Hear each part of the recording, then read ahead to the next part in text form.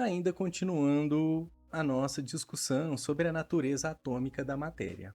Nós ainda estamos falando sobre essa grande ideia de que os átomos são os blocos de construção da matéria. Então, baseado ainda nessa ideia, a nossa discussão de agora é que os átomos são pequenos. Mas pequeno quanto? Vamos tentar ter uma ideia disso? Os átomos, eles são tão pequenos que há cerca de 10 elevado a 23 átomos em 1 grama de água.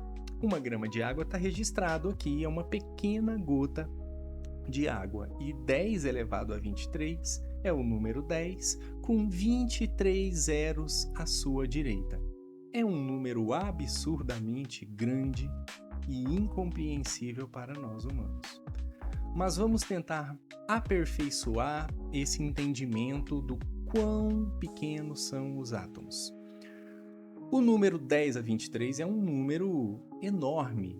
Há mais átomos em 1 grama de água do que há de gota em todos os lagos e rios do mundo.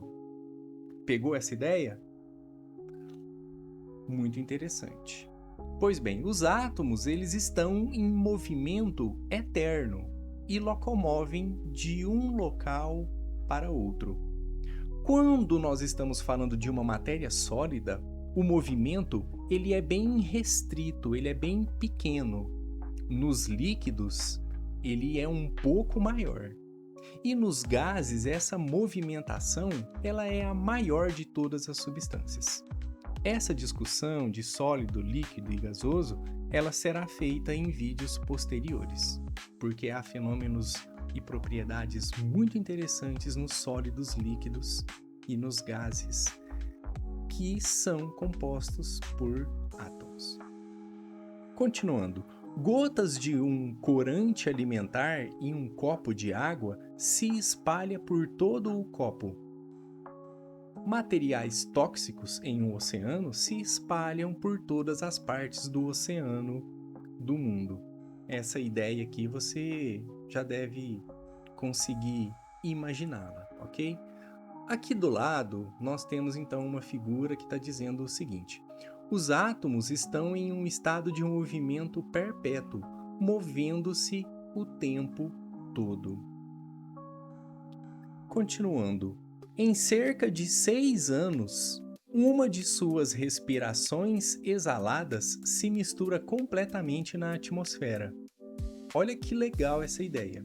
Em cerca de 6 anos, essa expiração sua, ela se mistura completamente na atmosfera. Então pode ter um átomo que você expirou do seu dióxido de carbono, que você expeliu com seus pulmões, ele pode estar sendo absorvido por uma planta lá na floresta da Índia, por exemplo. Sim, isso é totalmente possível. E isso nos dá uma dimensão de que a gente está compartilhando átomos. A gente toma emprestado do universo para constituir o nosso corpo e, ao fim da vida, a gente devolve esses átomos para o universo. Nesse momento, cada pessoa no mundo inala, em média, um dos seus átomos exalados em uma única respiração. Fantástico, não é? E isso acontece para cada respiração que você exala.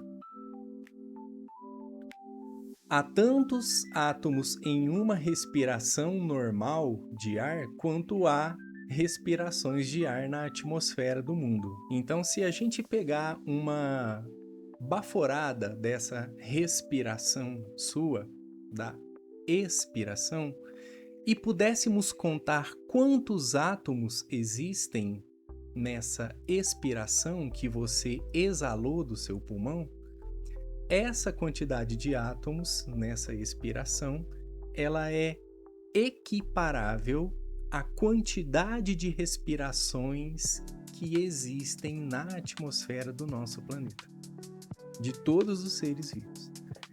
Interessante, não é? Os átomos são pequenos demais para serem vistos, pelo menos com a luz visível, que é essa luz que está saindo do sol, ou aí da lâmpada da sua casa, ou da tela do seu celular, por exemplo. A luz, ela é composta de ondas, e essa será uma discussão que nós faremos mais adiante. E os átomos são menores que o comprimento da luz visível. Portanto, o tamanho de uma partícula visível sob a maior ampliação deve ser maior que o comprimento de onda de luz visível. Então, quero que você entenda que a gente consegue enxergar os objetos ao nosso redor porque a dimensão ou o tamanho da onda de luz que bate nesses objetos que nos cercam, eles têm o tamanho comparável, vamos colocar em termos simples. Acontece que o átomo ele é muito pequeno para poder ser iluminado com essa luz do nosso cotidiano, a luz do sol, da lâmpada ou da tela do celular. A gente precisa de uma luz especial, de um método especial, como será comentado. Olha só essa analogia aqui interessante. Informações sobre o navio são reveladas pelas ondas que passam. Então aqui a gente tem uma sequência de ondas bem retinhas. Quando elas chegam no navio, elas são bloqueadas pelo navio e aqui na frente você consegue ter um padrão de informação de que aonde está faltando onda é do tamanho dessa barreira, que no caso é o objeto ou o navio. Agora, quando a gente tem um objeto muito pequeno, olha aqui a corrente da âncora. As ondas que passam não revelam nada sobre a corrente. Por quê? Porque cada onda dessa é muito grande em relação ao elo da corrente. Então, a gente não consegue ter essa informação da dimensão desse objeto, que no caso é a corrente. Então, perceba o tamanho da onda, quando é comparável à dimensão do objeto, a gente consegue ver uma interação entre onda e objeto. Mas se o objeto é muito pequeno, essa onda muito grande não consegue nos dar a dimensão desse objeto. Beleza? Continuando. Um navio ele é muito maior do que as ondas de água que passam por ele. Beleza? As ondas de água podem revelar características do navio ou até de um barco, se for um bote salva-vidas. Elas se difratam. Olha aqui um fenômeno muito interessante acontecendo. Difração ao passar pelo navio, enquanto não há difração para as ondas que passam pela corrente da âncora. As ondas de luz visível são grandes demais em comparação com o tamanho de um átomo para mostrar detalhes do tamanho e da forma de um átomo. Belezinha? Então, o que está acontecendo aqui da onda do mar com a corrente é o mesmo problema que acontece da onda de luz com o átomo.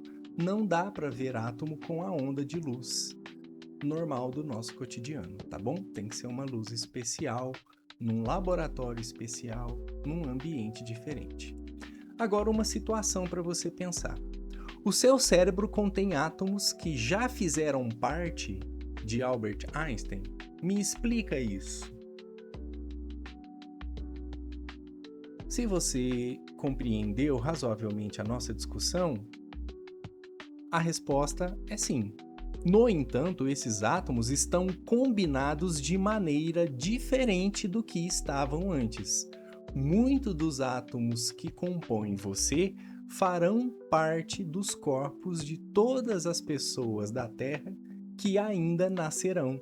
Nesse sentido, pelo menos, nossos átomos são imortais. Super interessante, né? Para fechar essa discussão sobre o tamanho dos átomos, uma pergunta. Quão pequenos são os átomos? Descreve para mim aí no seu caderno ou no comentário aqui do vídeo com as suas palavras, sem medo de errar. Aguardo seu comentário, assim que você responder, eu te dou uma resposta, ok? Então, obrigado pela sua atenção até aqui e a gente continua no próximo vídeo falando sobre átomos e radioatividade.